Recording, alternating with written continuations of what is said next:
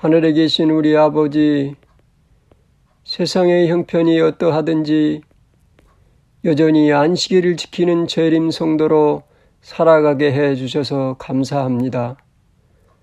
오늘도 주의 택하신 종을 통하여 우리의 갈 길과 할 일을 알리게 하시고 우리로 하여금 듣게 하여 주시니 감사합니다. 복음의 특권뿐만 아니라 우리의 사명을 확인하게 해주시고 다시 한번 헌신할 수 있는 기회를 주셔서 감사합니다. 오늘 주시는 기별을 우리의 마음속에 깊이 새기고 삶을 통하여 증거할 수 있도록 성령의 능력을 우리에게 입혀 주시옵소서. 이 귀한 집회를 준비하고 진행하는 주의 성도들과 주의 종들을 축복하여 주시옵소서. 이 거룩한 집회가 서부 지역에 흩어져 있는 각 교회의 영적 부흥과 성장의 도화선이 되기를 원합니다.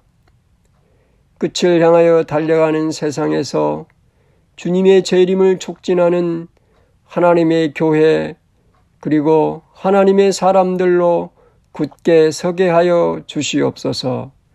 예수님의 이름으로 간절히 기도드립니다. 아멘.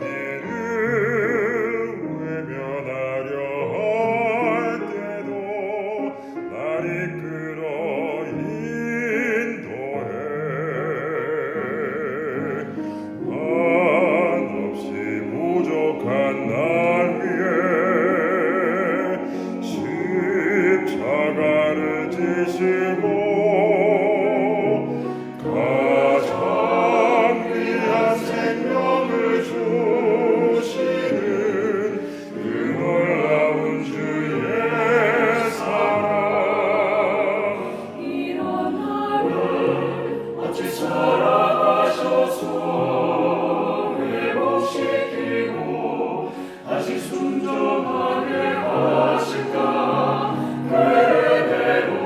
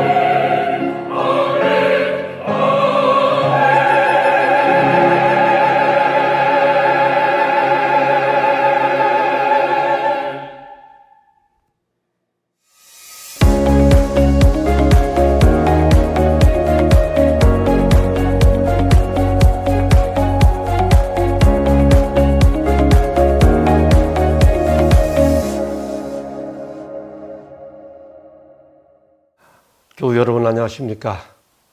우리 천사 같은 사람들이라는 총 제목으로 우리 이번 야영회 동안 세 천사의 기별을 살펴보고 있습니다.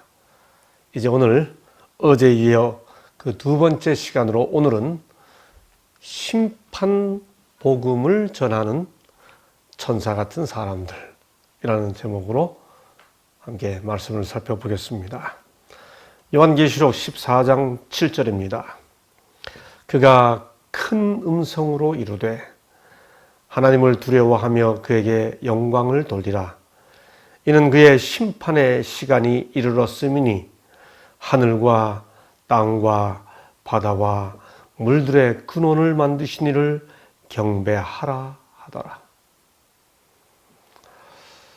본문은 이 천사가 외치는 그 기별을 내용을 전하기 전에 본문은 그 천사가 큰 음성으로 기별을 전한다고 설명하고 있습니다. 교우 여러분, 계시록에 천사가 기별을 전할 때 큰 음성으로 전한다는 표현이 몇 번이나 나올까요? 안내하려 보셨죠? 여러 번 나옵니다.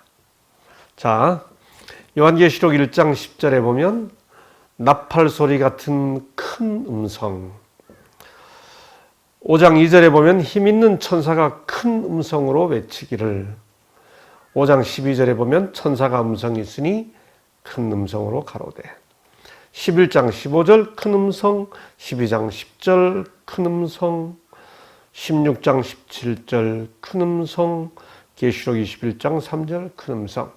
천사가 말할 때도, 또 그저 하늘에서 음성이 들린다고 할 때도, 성전에서 음성이 나온다고 할 때에도, 보좌에서 큰 음성이 나온다고 할 때에도, 하늘의 기별이 선포될 때는 요한계시록은 습관적으로 큰 음성을 표현해주고 있죠.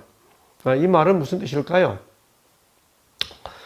말할 것도 없이 모두가 들을 수 있게 그렇게 선포되는 능력과 권세의 상징을 의미하죠. 자, 그런데 사람에게 실제로 어떤 음성이 전해질 때 그 음성이 큰 음성이라는 말은 어떤 의미일까요? 그 기별이 모두가 들을 수 있게 능력과 권세로 전해진다고 하는 의미에서 큰 음성이라고 말해 표현되는데, 그 어떤 소리를 사람이 실제로 듣는다고 했을 때 사람에게 전해지는 큰 음성은 어떤 의미가 있나요? 그 소리가 사람에게 소위 이렇게 감동을 주고 울림이 있으면 그때는 그 큰 음성이 그 사람을 살리는 음성이 되겠지만은, 그 기별이 닿지 않으면 소리가 클수록 어떻게 돼요? 소음이 되겠죠. 소음이 될 뿐만 아니라 때로는 잡음이 되기도 합니다. 계시록이 묘사하고 있는 큰 음성이 소음이나 잡음이 아니라 표현 그대로 복음이 되게 하려면 어떻게 해야 합니까? 그건 단지 소리만 큰 것이 아니라 울림이 커야 합니다. 우리는 성경을 읽으면서 큰 음성이 반복된다고 해서 울림이 없이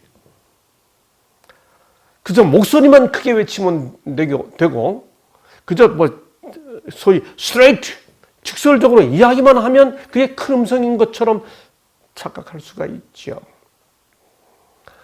이 음성이, 하늘에서 발해지는 큰 음성이 그들을 살리는 기별이 되려면 울림이 커야 합니다. 저는 소리와 울림을 좀 구분합니다. 소리는 그저 귀에 와 닿는 음파에 불과한 거지요.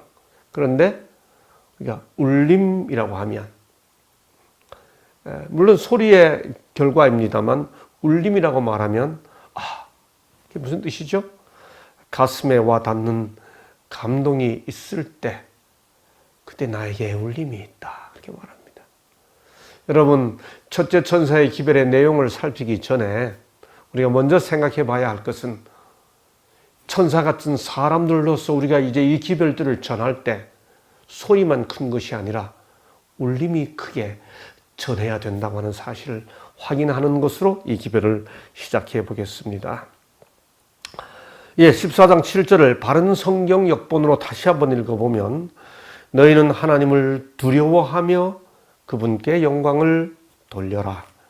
이는 그분의 심판의 때가 이르렀기 때문이다. 너희는 하늘과 땅과 바다와 물들의 근원을 만드신 분을 경배하여라. 제가 세 단어를 빨갛게 표현하고 앞에 문장은 파랗게 구분해 놓았죠. 시간이 많아서 아름답게 보이려고 이렇게 한 거 아닙니다. 제가 세 단어를 빨갛게 표현한 것은 이 14장 7절의 한 문장에 명령 동사가 요 세 가지로 표현되었기 때문입니다. 두려워하라, 돌려라, 경배하라. 그런데 앞 문장만 파랗게 표현한 것은 뭔가? 그 파랗게 표현한 문장이 사실은 하나의 문장이고 뒤에 것이 또 다른 문장입니다. 첫 번째 문장을 다시 한번 읽어보면 너희는 하나님을 두려워하며 그분께 영광을 돌리라. 이는으로 시작하죠. 여기 이는이라는 말이 헬라어로 호티라고 하는 접속사입니다. 이 뜻은 왜냐하면이라는 뜻이에요. 그래서 이 말을 영어 성경 NASB를 읽어보면 New American Standard Bible이라고 그러죠. 이 영어 성경 문법적으로 번역했다고 하는 특징을 가지고 있는 NASB를 읽어보면 Fear God, 하나님을 두려워하라. And give Him glory, 그에게 영광을 돌려라. Because 하고 앞 문장에 연결시켰습니다. The hour of His judgment has come. 심판의 시간이, 하나님의 심판의 시간이 이르렀기 때문이다. 이유를 나타내는 접속사 because로 번역한 거지요. 그러니까 계시록 14장 7절은 하나의 문장 앞에 심판의 시간이 이르렀다라고 하는 그 이유는 앞에 문장 Fear God and give Him glory, 그에게 영광을 돌리라, 하나님을 두려워하고 그에게 영광을 돌리라 라고 하는 하나의 문장으로 구성되어 있습니다. 그래서 저는 오늘 이 시간에는, 이 두 번째 시간에는 첫째 천사의 기별 중 이 앞문장 하나님을 두려워하며 그에게 영광을 돌리라, 이는 그의 심판의 때가 이르렀기 때문이다 라고 하는 이 문장의 의미를, 그리고 이 문장이 우리에게 주는 교훈을, 이 문장이 세상에서 전해야 할 의미가 무엇인지를 살펴보는 것으로 오늘 시간을 보내려고 합니다. 먼저 하나님을 두려워하며 그에게 영광을 돌리라 라는 말씀의 의미입니다. 여기 두려워하라는 말이 겁내라는 말이 아닌 건 우리가 다 상식적으로 너무 잘 압니다. 하나님을 겁을 내거나 하나님을 무서워하거나 공포를 느껴라 그런 뜻이 아닌 거 잘 알죠. 그 말은 하나님을 숭배하고 하나님을 경외하라는 뜻입니다. 하나님을 숭배하고 하나님을 경외하라는 거죠. 우리 성경에 보면 하나님을 경외하는 것을 잠언 1장 7절 지식의 근본이요, 9장 10절 지혜의 근본이요, 하나님을 경외하는 것은 잠언 14장 27절 생명의 샘이요, 잠언 15장 33절에 보면 지혜의 훈계요, 19장 23절에 생명에 이르게 하며, 전도서 12장 13절 하나님을 경외하라. 이것은 사람의 본분이라. 저는 이 사람의 본분이라는 말을 참 좋아합니다. 사람이라면 응당해야 할 일이다라는 그런 뜻이죠. 우리가 성경을 찾아보면 하나님을 두려워하지 않으면 어떻게 되는지를 아예 사례로 확인해 볼 수 있습니다. 아브라함이 아내를 데리고 애굽을 들어갈 때 그때 뭐라고 표현하는가 하면 아브라함이 가로되 이곳에서는, 즉 애굽에서는 하나님을 두려워함이 없으니 내 아내를 인하여 사람이 나를 죽일까 생각하였으며. 아브라함은 어떻게 생각한 거예요? 애굽에서는 하나님을 두려워하지 않으니 예쁜 아내를 데리고 있으니 나를 죽일 수 있다고 생각하는 거죠. 그러니까 하나님을 두려워하지 않으면 아내를 뺏기 위해 사람을 죽일 수 있다고도 아브라함이 생각하는 겁니다. 또 신명기 25장 18절에 보면 이스라엘 백성들이 출애굽했을 때 맨 처음 그 이스라엘 백성들을 공격한 민족이 아말렉 족속이었죠. 출애굽기 17장. 바로 그 출애굽기 17장을 모세가 이제 가나안에 들어갈 이스라엘 백성들을 위해 4가지 설교를 하면서 그때 사건을 회고하며 되돌아보며 하는 말, 그들이 하나님을 두려워하지 아니하고 너를 길에서 만나 너의 피곤함을 타서 내 뒤에 떨어진 약한 자들을 쳤느니라. 그러니까 하나님을 두려워하지 않았기 때문에 아말렉이 이스라엘을 공격했다는 거예요. 그렇죠? 시편은 하나님을 두려워하지 않으면 이런 그 결과를 이렇게 표현합니다. 악인의 죄가 그의 마음속에 이르기를 그의 눈에는 하나님을 두려워하는 빛이 없다 하니 그가 스스로 자랑하기를 자기의 죄악은 드러나지 아니하고 미워함을 받지도 아니하리라 하미로다. 악인은 하나님을 두려워하지 않기 때문에 자기의 죄가 드러나지 않는다고 말한다는 거예요.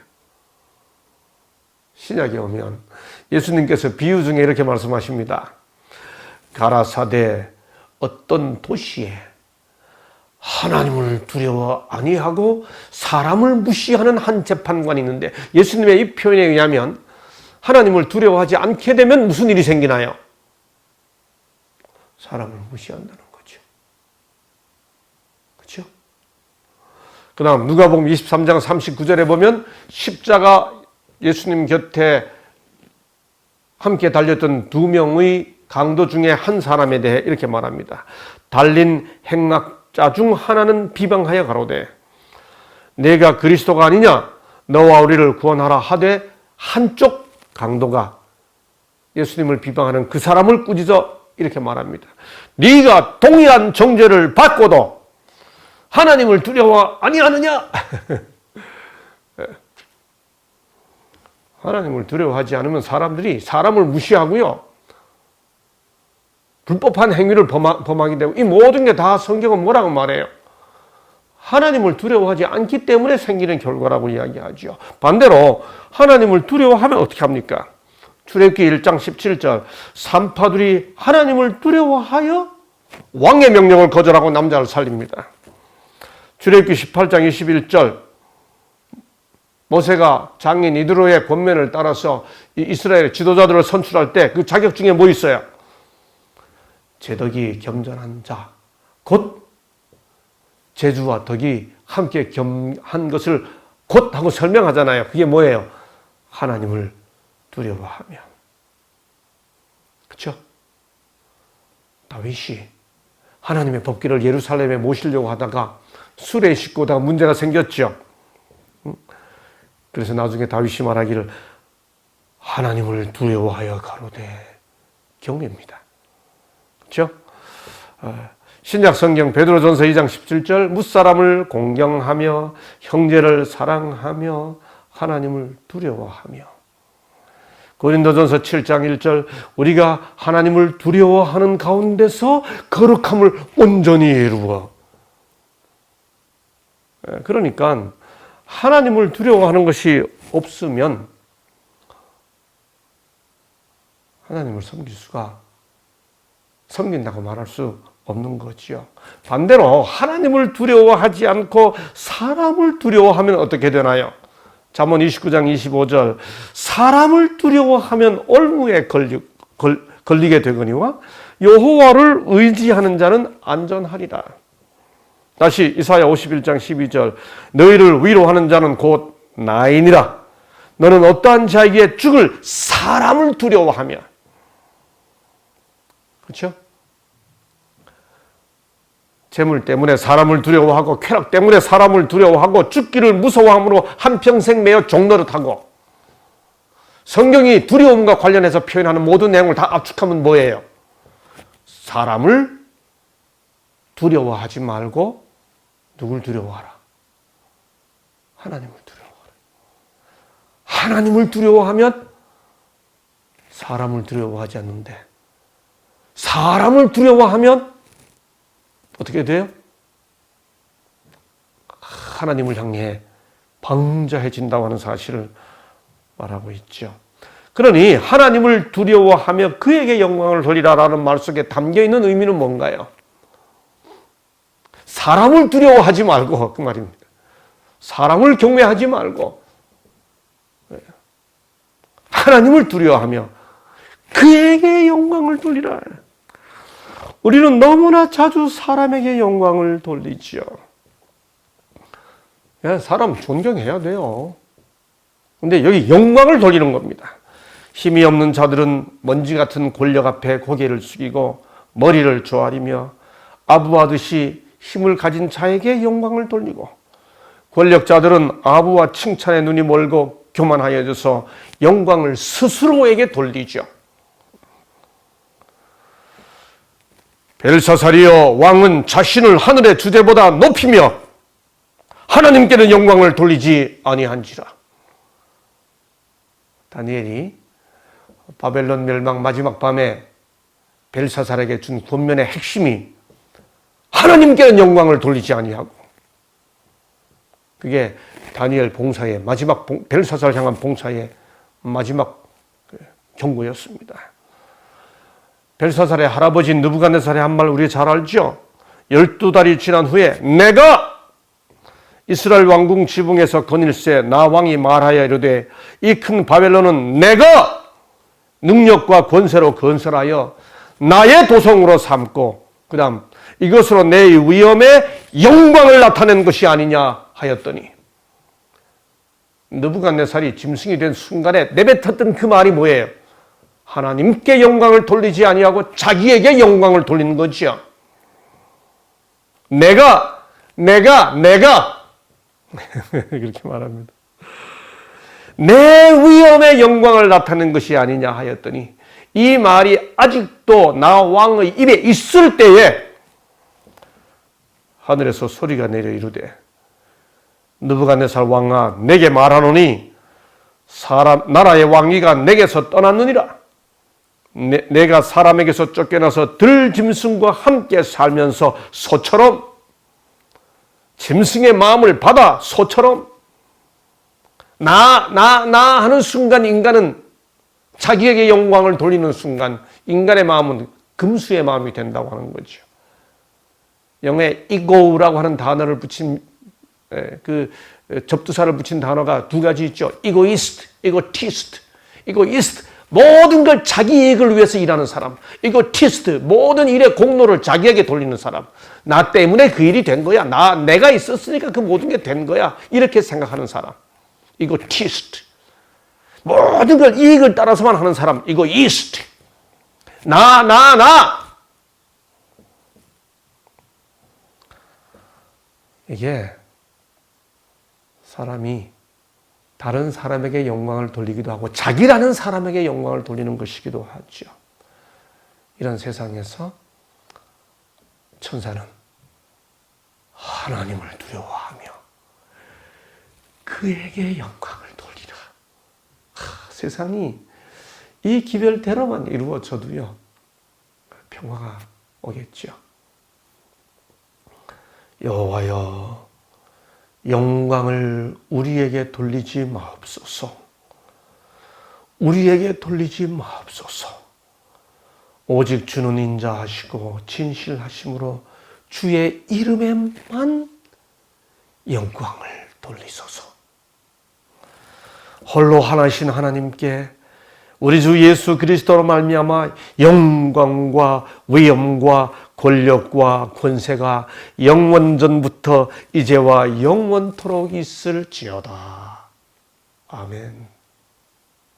저는 개인적으로 안식일을 대예배 드릴 때 성부와 성자 성령 삼위께 영광 돌려 보내세 그 찬미 부를 때 저는 개인적인 신앙 정서입니다. 이게 뭐 원칙의 문제가 아니고 저는 개인적인 신앙 정서상 이 회중을 마주보며 부르는 그 순서에 제가 부담을 느낍니다. 회중들이 다 하나님을 바라보고 삼위 하나님께 영광을 돌리자 그러는데 그 찬미 부르는 회중들과 제가 이렇게 마주보고 있을 때 저도 같이 돌아서서 회중들과 같은 방향으로 같이 돌아서서 그 같은 방향으로 하나님을 생각하며 찬미 부르고 싶은 마음이 늘 간절해요. 근데 또 그렇게 하면 저 사람 왜 저러나 싶기 때문에 제가 한 번도 그걸 실천해 보지는 못했습니다. 근데 이렇게 저는 그때 제 나름대로 하나님을 바라보는 마음으로 찬미하는 거죠, 물론. 사람이 등불을 켜서 말 아래 두지 아니하고 등경 위에 두나니 이러므로 집안 모든 사람에게 비치느니라. 이같이 너희 빛이 사람 앞에 비치게 하여 그 다음 그들로 너희 착한 행실을 보고 너희에게 영광을 돌리게 하라가 아니고 너희 착한 행실을 보고 하늘에 계신 너희 아버지께 영광을 돌리게 하라. 이게 무슨 의미인지 신학적으로 이해하는 것으로 끝내지 말고요. 이건 세상을 향해 이렇게 살아야 한다고 하는 것을 가르치는 삶의 원리입니다. 예수님께서 이 땅에 계실 때 수많은 사람들에게 병을 고쳐주었잖아요. 하나님의 능력이 정말 그 사람들을 고쳐주었을 때 그 마음이 움직인 사람들은 그 결과가 다 어떻게 끝났죠? 중풍병자가 일어나 집으로 돌아가거늘 무리가 보고 두려워하며 이런 권세를 사람에게 주신 하나님께 영광을 돌리니라. 말 못하는 사람이 말하고 장애인이 온전하게 되고 다리 저는 사람이 걸으며 맹인이 보는 것을 무리가 보고 놀랍게 여겨 이스라엘이 하나님께 영광을 돌리니라. 안수하심의 여자 18년 귀신 들려 꼬부라졌던 그 여자가 곧 펴고 하나님께 영광을 돌리는지라. 그 중에 하나가 자기가 낳은 것을 보고 큰 소리로 하나님께 영광을 돌리며 돌아와 백부장이 그 된 일을 보고 하나님께 영광을 돌려 가로되 이 사람은 정녕 의인이었다 하고.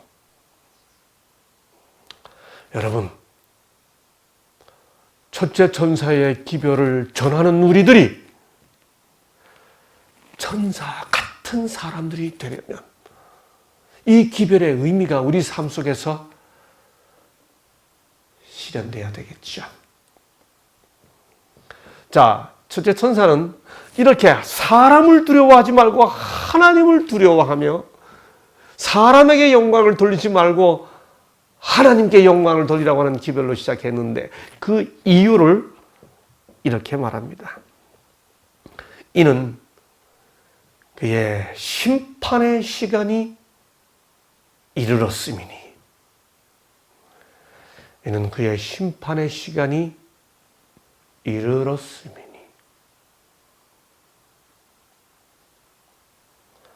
이 심판 이미 와 있어요? 앞으로 올 거예요. 심판의 시간이 이를 것이니가 아니죠. 이르렀음이니죠. has come. 이미 와 있기 때문이죠. 실제로 헬러 동사 엘센이라고 하는 이 동사는 과거형입니다. 완료형 과거예요. 그래서 영어 번역들은 다 has come으로 번역했습니다. 예, 실제로 우리가 이 사실은 요한계시록 14장 이 세 천사의 기별을 담고 있는 요한계시록 14장의 본문의 문맥으로도 확인할 수 있습니다. 왜냐하면 세 천사의 기별이 있은 다음에 14절부터 소위 곡식과 포도에 대한 추수 수확 운동이 시작이 되죠. 기별이 전해지고 수확이 있습니다. 그러니까 이때 전해지는 심판은 수확이 있기 전에 전해지는 심판이지요. 무엇보다 이 기별은 호소이면서 동시에 경고입니다.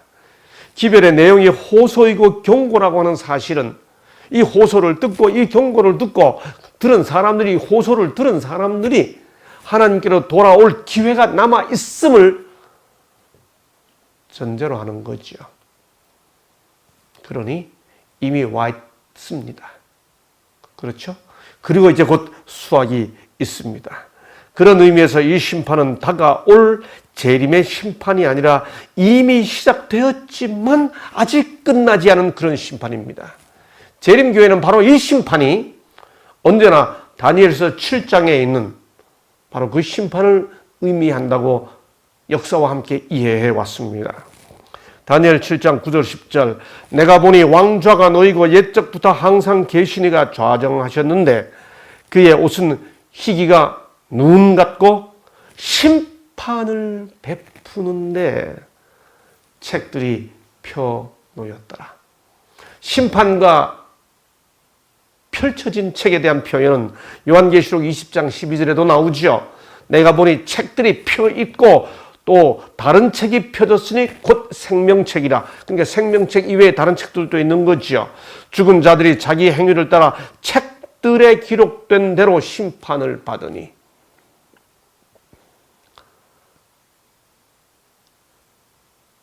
다니엘 7장에 기록된 이 심판이 도대체 언제 있는 심판이에요? 우리는 이 심판이 전개되는 시기를 다니엘의 본문 속에서 찾아봐야 되는 거죠. 다니엘 7장을 보면 다니엘 7장 본문 자체가 이 심판의 시기가 언제 있을 것인지 적어도 4가지 증거를 말해줍니다. 그 첫 번째 증거 7장 25절부터 27절 한 때와 두 때와 반 때를 지내리라. 그러나 심판이 시작되면, 그러니까 이 심판은 한 때와 두 때와 반 때가 지난 다음이죠. 본문 그대로 표현해 보겠습니다. 다시 7장 10절 11절 심판을 베푸는데 책들이 펴놓였더라. 그때 내가 작은 뿔이 말하는, 그러니까 하늘에서 심판이 진행될 때 지상에는 작은 뿔이 있죠. 그렇죠? 그 다음 13절 14절을 보면 내가 또 밤 환상 중에 보았는데 인자 같은 이가 하늘 구름을 타고 와서 옛적부터 항상 계신 이에게 나아가. 여러분 다니엘 7장 9절에 보면 옛적부터 항상 계신 이가 보좌를 왕좌를 베풀고 심판을 베풀죠. 그러니까 인자가 심판을 베푸는 옛적부터 항상 계신 이에게로 나갑니다. 그렇죠? 그러니까 땅으로 오시기 전에 옛적부터 항상 계신 이에게 나아갑니다. 본문 자체를 정확히 이해하자고요. 그 다음 21절 22절 옛적부터 항상 계신 이가 와서 성도를 위하여 원한을 풀어주셨고, 여기 원한을 풀어주셨고가 다니엘 7장 10절에 심판을 베푸는 데라는 그 단어와 아람어 원어가 똑같은 딘입니다. 그러니까 원한을 풀어주셨고는 심판을 베푸는 대로 바꾸어 표현해도 아무 문제가 없습니다.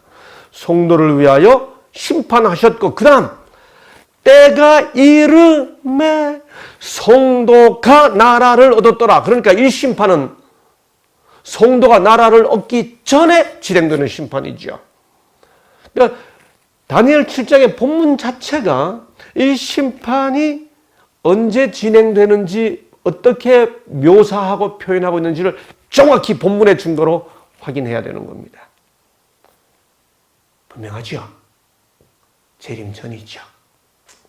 이 분명한 사실에 근거하여 재림교회는 이 심판을 이름하여 재림 전 심판이라고 표현하는 것, 시기를 중심으로 재림 전 심판이라고 표현하는 것을 여러분이 잘 아십니다. 그 단어의 표현을 확인하려고 하는 것이 아니라 그런 개념의 성경적 근거를 좀 확실하게 이해하셨으면 좋겠습니다. 그런데 다니엘 7장이 말하는 이 심판, 재림 전에 있을 이 심판의 대상과 성격이 뭐예요? 성경 본문 자체가 뭐라고 말하고 있습니까? 이것도 본문에 나타납니다. 다니엘 7장 22절입니다. 성도들을 위하여 원한을 풀어주셨고, 이전 개역 한글은 신원하였고 그렇게 되어 있죠.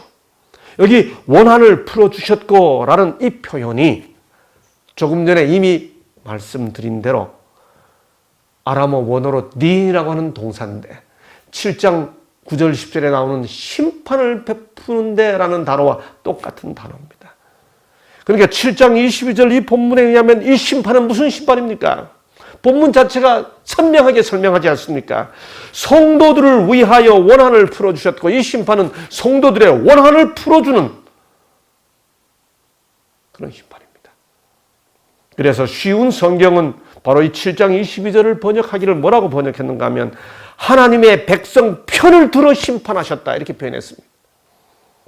그러니까 이 심판은 하나님의 백성을 위한, 성도들을 위한 하나님의 백성 편을 들어주는 그런 심판이에요. 동시에 26절에 보면 그러나 심판이 시작되면 그는 권세를 빼앗기고 완전히 멸망할 것이요 작은 뿔입니다. 그러니까 이 심판은 그 대상과 성질에 있어서 하나님의 백성들을 대상으로 하고 작은 뿔을 대상으로 하는데, 하나님의 백성들을 대상으로 할 때는 그들을 위한 원한을 풀어주는 신원이라고 하는 성격을 가지고 있는 것이고요. 작은 뿔을 대상으로서는 형벌의 심판입니다. 우리가 영어로 이 favorable, 이게 우호적인 심판과 비우호적인, 그렇게 구분하죠. 심판은 두 가지 성격이 다 있습니다. 그런데 다니엘 7장에서는 이 재림전 심판의 기본적인 성격을 본문 자체가 선명하게 해주고 있는 거죠. 왜 하나님께서 성도들의 원한을 풀어주시나요? 이 말의 의미는 이 시대 성도들은 원한이 많다는 겁니다. 한이 많다는 거예요. 그 원한을 하나님이 안아주신다는 거죠. 예, 왜 그런가요? 이 시대는 작은 뿔이 성도들을 향해 압도적인 영향력을 행사하기 때문에 그렇습니다. 작은 뿔은 동료보다 강합니다. 말로 지극히 높으신 자를 대적합니다. 성도들을 괴롭게 합니다. 성도들로 싸워 이깁니다. 그건 한때, 두때, 반때 동안 있는 일이 아닙니까? 아니요. 이 사실을 요한계시록은 다시 이렇게 말하죠. 죽었던 짐승이 나았습니다. 요한계시록 13장 4절이 말합니다. 용이 짐승에게 권세를 주므로 용에게 경배하며 짐승에게 경배하여 가로되 누가 이 짐승과 같으냐? 누가 능히 이와 더불어 싸우리요? 성도들이 주눅이 들어 산다는 거예요. 또 권세를 받아 성도들과 더불어 싸워 이기게 되고, 그러니까 이 시대 성도로 살아가는 사람들은 억울해요. 한이 많아요. 주눅이 들어요.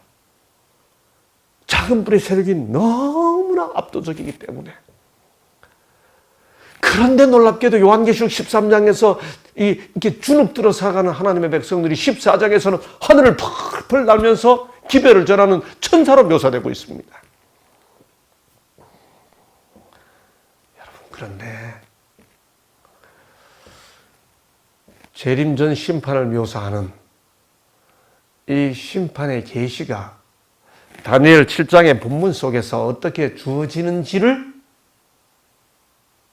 확인해 보자고요. 다니엘 7장을 잘 보시면요, 2절에서 내가 밤에 보았는데 하고 시작합니다. 바다에서 사자가 나오고 곰이 나오고 표범이 나오고 괴물이 나오고 열뿔이 나오죠. 괴물에게서 열뿔이 나오죠. 이거 다 어디서 진행되는 일이에요? 땅에서 진행되는 일입니다. 그러다가 9절에서 내가 보았는데 합니다. 왕자가 놓이고 옛적부터 항상 계시니가. 이 다니엘이 지금 이상을 보는 중에 땅에서 이루어지는 일을 보다가 이상 중에 하늘에서 이루어지는 일을 봅니다. 그 다음에 11절을 보면 내가 보는 사이에 작은 뿔이 다시 시선이 땅으로 오죠. 그러다가 13절에 보면 내가 이상 중에 보았는데, 우리가 어제 첫날 마치 요한계시록 14장이 보았는데로 계시의 국면이 전환되는 것처럼 다니엘 7장도 보았는데로 계시의 국면이 바뀝니다. 같은 계시 중인데 땅을 봤다 하늘을 봤다 땅을 봤다 하늘을 보는 겁니다. 여러분, 이것을 좀 더 공간적으로 표현해 보면 다니엘 7장에서 다니엘이 보고 있는 계시의 공간은 분명히 내 짐승과 작은 뿔을 지상에서 보다가 왕좌와 심판 하늘을 보다가 다시 작은 뿔이 전행하는 것을 땅을 보다가 다시 인자가 등장하는 것을 봅니다. 그러므로 여기 본문 자체가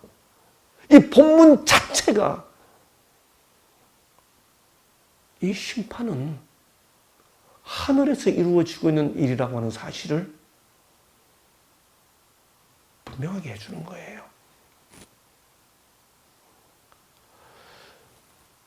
이 다니엘 7장에 기록된 이 심판이 백성들의 한을 풀어주는 신원 심판인 것은 맞는데 이 신원 심판의 내용이 땅에서 전개되는 일이 아니고 하늘에서 하나님의 심판에 의해 이루어진다고 하는 거죠. 이 사실은 본문을 얼마나 정확히 보느냐 하는 것이기 때문에 대단히 중요합니다. 다시 말해 재림 전 심판은 성도들에 대한 신원이 기본 성격인 것은 분명한데 그 백성들을 위한 심판, 백성들을 신원시켜주는 그 심판은 창조주 신앙을 회복하는 진리를 가진 이 교회가 이 땅에 출현할 것을 예언하는 그런 방식으로 백성들을 신원시켜주는 것이 아니고요. 다시 말해 이 심판은 지상에서 어떤 한 새로운 무리가 등장할 것에 대한 예언이 아니고 본문 자체가 뭐라고 말합니까? 창조주 기별을 전하는 성도들이 세상을 지배하는 압도적인 세력에 의해 지상에서 억울한 일을 겪지만 하늘에 하나님이 그 원한을 풀어준다고 하는 것이 이 심판의 기본적인 성격입니다. 이 신원의 기본적인 성격이죠. 이것에 대한 오해가 없어야 합니다. 여하튼 하나님을 두려워하고 그에게 영광을 돌리라. 이는 그의 심판의 시간이 이르렀다는 이 기별이 복음이에요. 이 복음을 우리는 소음이나 잡음이 아니라 복음으로 전해야 합니다. 하나님이 신원해 준다고 하는 이 사실의 구체적인 의미를 우리 삶 속에 적용할 줄 알아야 합니다. 예, 그런 의미에서 신원해 주는 것이 하나님께서 하시는 사역이기 때문에 반대로 사람들을 억울하게 하는 것은 죄악입니다. 신명기 27장 19절 객이나 고아나 과부의 송사를 억울하게 하는 자는 저주를 받을 것이라. 억울하게 하면 안 돼요. 잠언 18장 5절 악인을 두둔한 것과 재판할 때 의인을 억울하게 하는 것이 선하지 아니하니. 여러분 이름하여 재림전 심판, 우리가 전통적인 방식으로 표현했던 대로 조사 심판, 그 기본적인 성격이 하나님의 백성들의 편을 들어주는 신원 심판인데 이 기별을 복음으로 전하는 우리들이라면 하나님께서 억울함을 원한을 다 풀어주시는 분이라고 하는 것을 복음으로 전하는 우리들이라면 억울하게 하는 일이 어떤 의미가 있는지를 이해해야 하는 거지요. 아모스 5장 12절 너희의 허물이 많고 죄가 무거움을 내가 아노라. 너희는 가난한 자를 억울하게 하는 자로라. 여러분 익산에서 일어났던 약촌 오거리 택시기사 피살 사건을 들어보셨나요? 이 사건은 2000년 8월에 발생했습니다. 범인으로 15살 최모모 군이 검거됐습니다.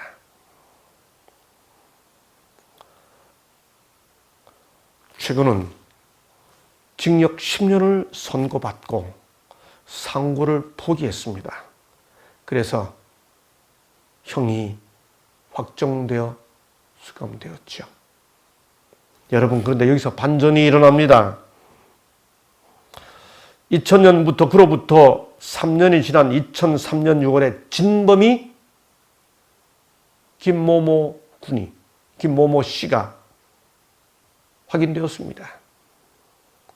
이걸 알게 된 이는 황상만 형사라고 하는 분입니다. 진범 김모모 씨가 자기가 진범이라고 하는 사실을 다 자백했고 그 친구마저도 익산의 약촌 오거리 택시기사 피살 사건에서 그 사건 이후에 어떤 칼을 가져왔고 어떻게 찔렀다고 말했는지 그 친구가 다 증언을 합니다. 그래서 이 형사 황상만 형사님이 이 모든 사실을 가지고 다시 사건을 제대로 판결을 하려고 하는데 검찰에서 이 진범 김 씨를 수사하는 것을 검찰이 반대합니다. 심지어 이 형사를 이동시키기까지 합니다. 그런데 바로 이렇게 좌절하고 견디고 힘들어하면서도 이동된 곳에 가서도 그 진실에 대한 양심의 소리를 이 형사가 억어하지 못하고 괴로워하고 있을 때 요즘 한국에서 억울한 사람, 소위 그 억울함을 풀어주는 재심 전문 변호사 있죠. 유명한 분입니다. 그야말로 사람들에게 희망이 되는 변호사죠. 젊은 변호사가 이 황상만 형사를 찾아옵니다. 그래서 그 사건을 재심을 밀고 나가죠. 그리하여 마침내 2016년 11월 17일 이 김 씨가 자기가 범인이라고 하는데도 검찰에서 다시 그 재심하는 걸 반대해가지고 여기까지 온 겁니다. 마침내 무죄 선고를 받죠. 그리고 전주지검 군산지청이 김 씨를 다시 체포합니다. 그리고 마침내 2018년 3월 27일 김 씨가 징역 15년이 확정됩니다. 여러분, 2000년 8월 15살 최모모 군은 얼마나 억울합니까? 바로 이 최근의 억울함을 풀어준 변호사 박준영 변호사라고 그러죠. 우리나라의 재심 전문 변호사입니다. 이 약촌 오거리 사건입니다. 이 사건 이후에 박준영 변호사가 언론과 인터뷰 중에 한 말입니다. 약촌 오거리 사건 판검사 중 누구도 사과 안 해. 검사도 판사도 한 명도 사과 안 했다는 거예요. 여러분 얼마나 억울합니까? 이 억울함을 박 변호사가 풀어준 겁니다.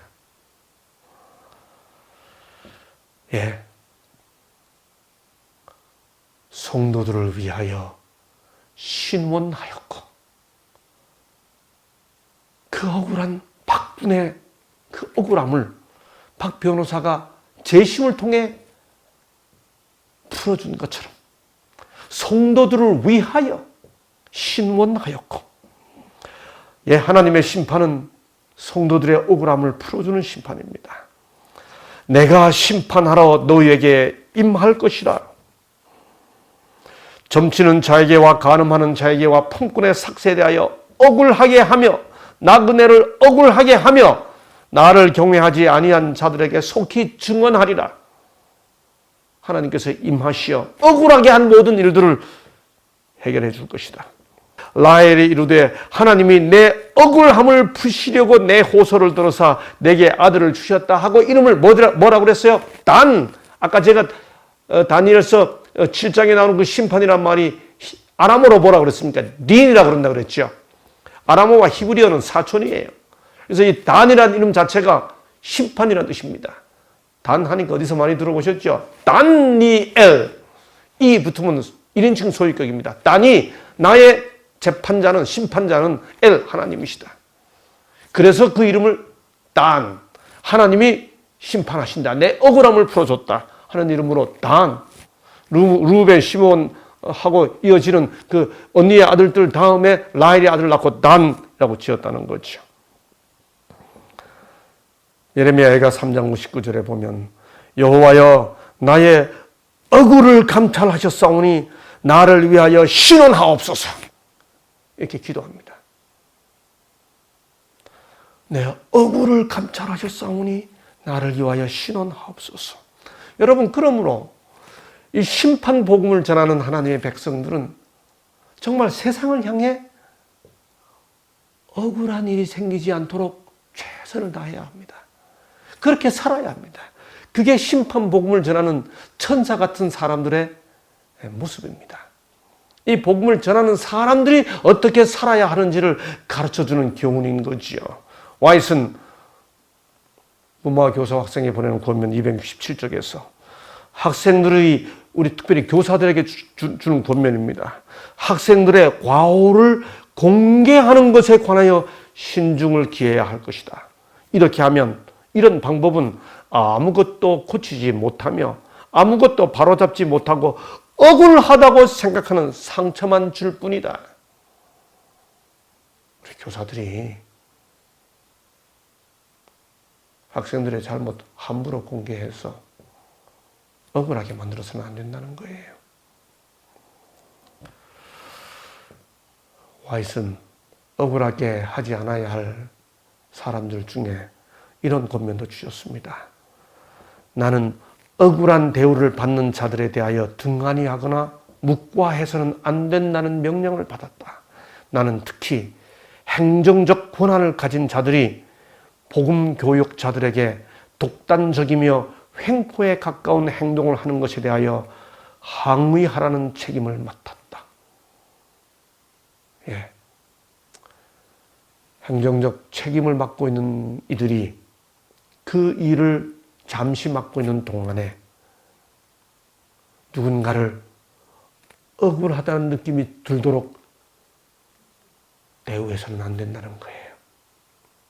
와이슨 그렇게 하는 행정자들에게 항의하라는 책임을 맡았다고 표현하고 있습니다. 여러분, 우리가 형제들을 억울하게 할 때 절대로 하지 않아야 할 방법이 하나 있습니다. 성경 중에 가장 억울한 비난을 가장 많이 받은 사람이 누구예요? 욥이죠. 우리가 잘 알지 않습니까? 욥이 어떻게 고난을 받게 됐는지. 그때 욥의 친구들이 찾아오지 않았습니까?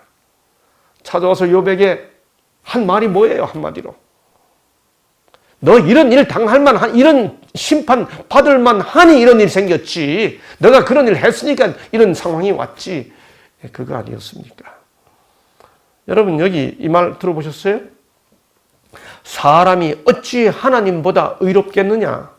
사람이 어찌 그 창조하신 이보다 깨끗하겠느냐? 여러분, 이 말에 단 한마디라도 틀린 말이 있습니까? 너무나 정확한 말이에요. 사람이 어찌 하나님보다 의롭겠느냐? 사람이 어찌 그 창조하신 이보다 깨끗하겠느냐? 여기에 단 한마디라도 틀린 말이 뭐가 있습니까? 여러분, 그런데 이 말이 어떤 배경 속에서 주어진지 아세요? 세 친구들이 욥을 찾아왔습니다.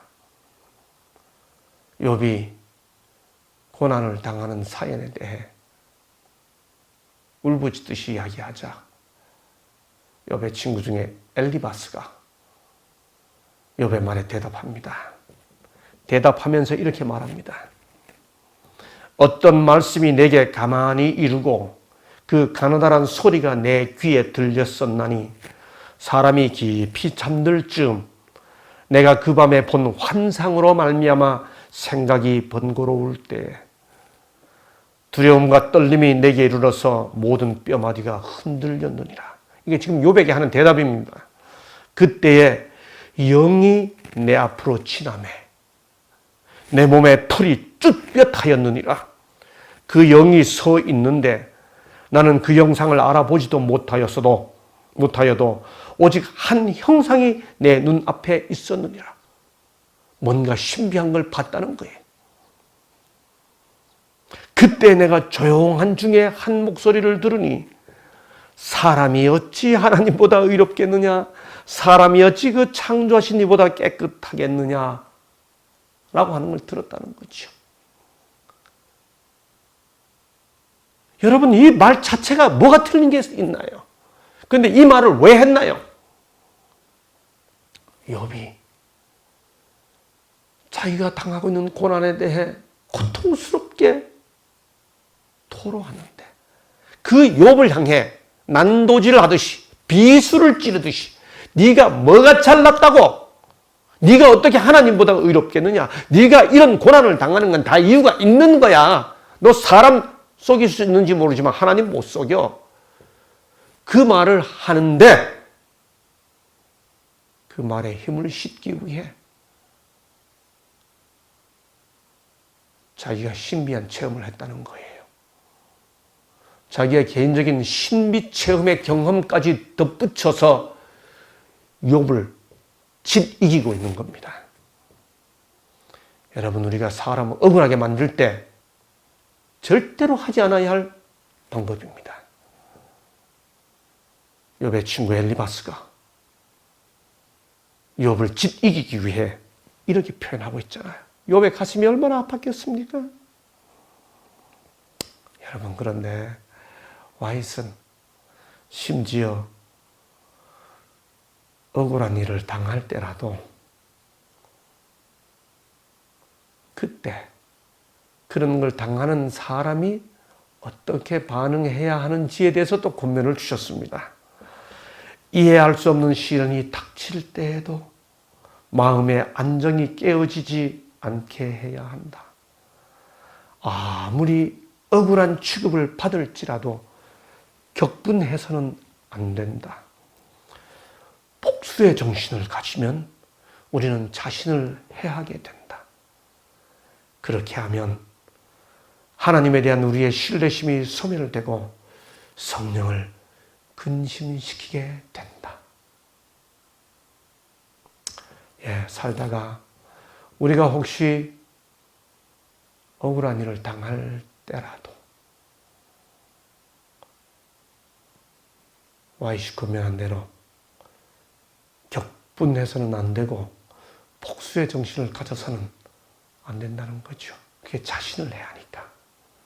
이 사건은 정말 억울한, 너무나 억울한 경우죠. 1986년부터 시작된 화성연쇄 살인 사건. 계속 이어지다가 88년 9월 16일 소위 8차 사건이 발생됩니다. 8차 사건이 발생된 다음에 89년 7월 25일 22살 농기계 수리공 윤성여 씨는 저녁을 먹다가 8차 사건의 범인으로 체포되어 잡혀갑니다. 이분의 이름을 밝힐 수 있는 것은 언론에 다 공개됐고 방송까지 나왔기 때문이죠.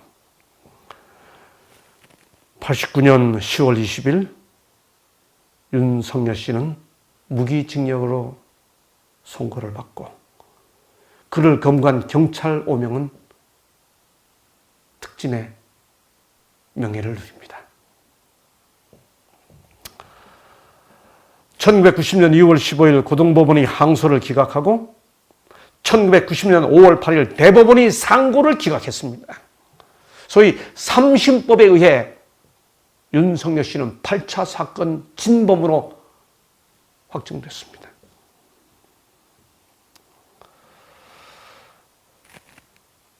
감옥 생활하면서 그가 워낙 성실하게 했기 때문에 2000년 8월 15일에 20년으로 감형이 됩니다. 2000년 8월 15일 무기징역에서 20년으로 감형이 되고 2009년 8월 15일 20년 수용 생활을 1년 앞두고 19년 반 만에 그 수용 생활을 다 채우고 출소되었습니다. 감옥에서 나왔습니다. 여러분, 그런데 이 감옥에 있는 동안에 윤석열 씨의 별명이 뭔지 아세요? 별명이 무죄입니다. 계속 자기는 무죄라고 이야기하는 거예요. 3심에 의해 다 확정돼서 무기징역을 살고 있으면서도 나는 무죄라고 이야기했습니다. 놀랍게도 그가 수용 생활을 다 끝내고 2009년 8월 15일에 나왔는데 그로부터 다시 10년이 지난 2019년 9월 부산교도소에 수감 중이었던 진범 이춘재가 화성연쇄 살인 사건에 대한 자백을 시작합니다. 그의 자백 속에 마침내 자기가 8차 사건도 자기가 범인이라고 하는 사실을 말하게 되고 2020년 12월 17일 윤석열 씨는 이춘재의 범행 자백에 의해 32년 만에 재심을 받고 무죄를 선고받습니다. 20년 수용 생활을 다 하고 난 10년이 지난 다음에요.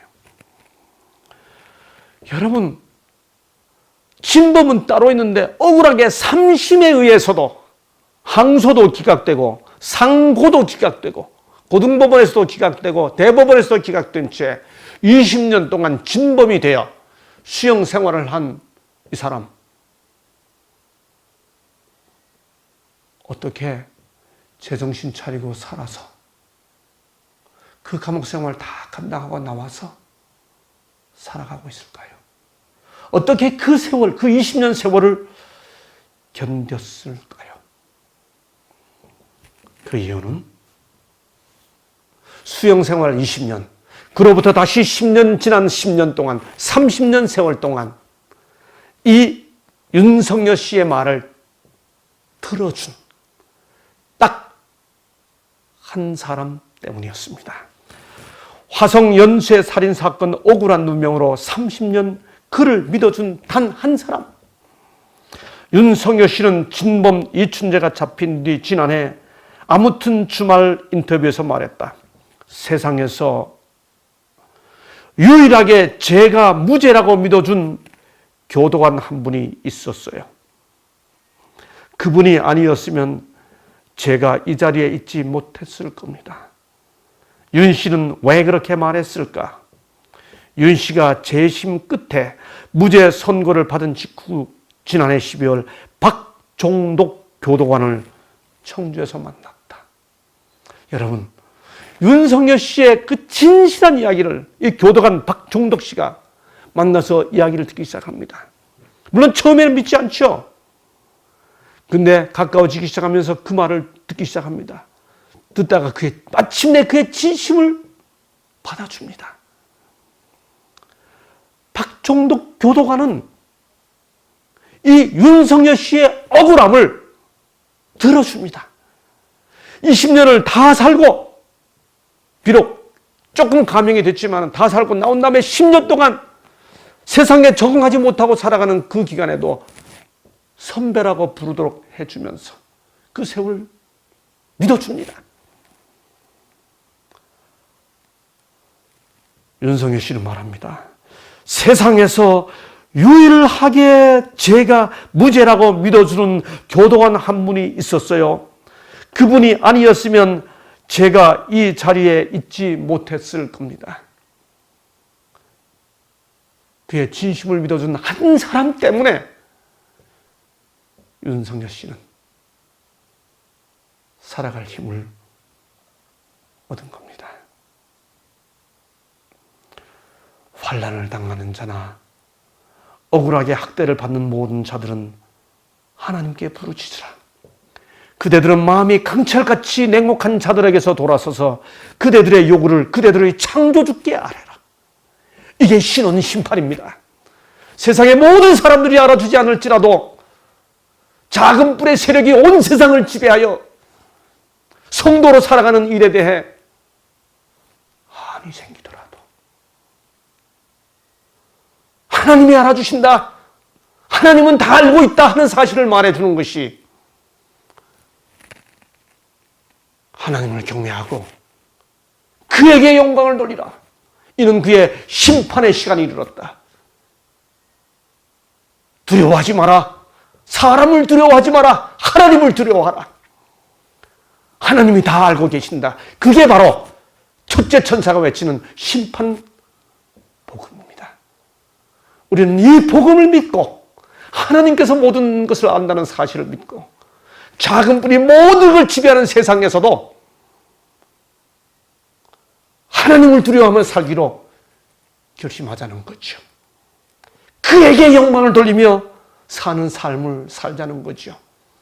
이걸 전하고 이렇게 사는 것이 심판 복음을 전하는 천사 같은 사람들의 삶이라는 거죠.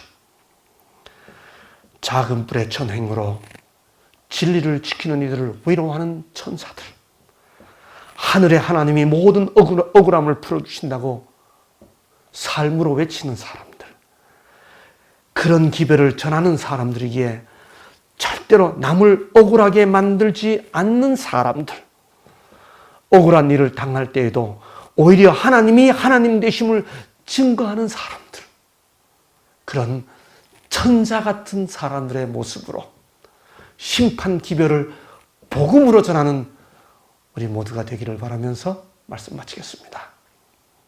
남은 자여 창조주 전하라,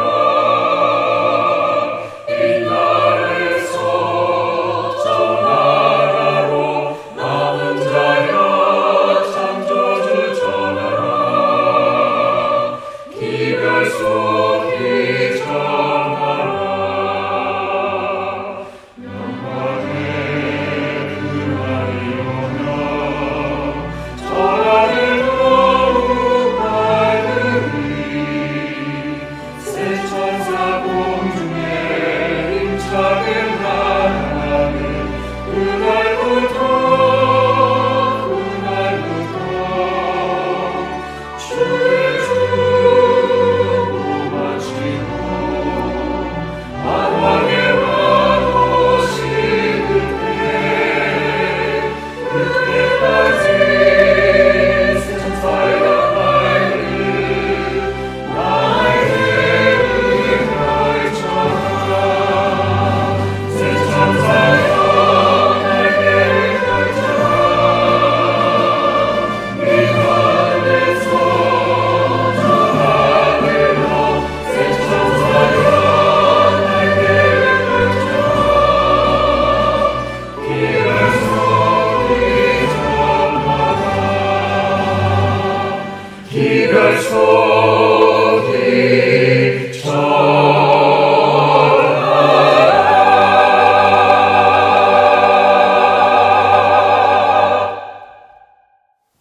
아버지 하나님,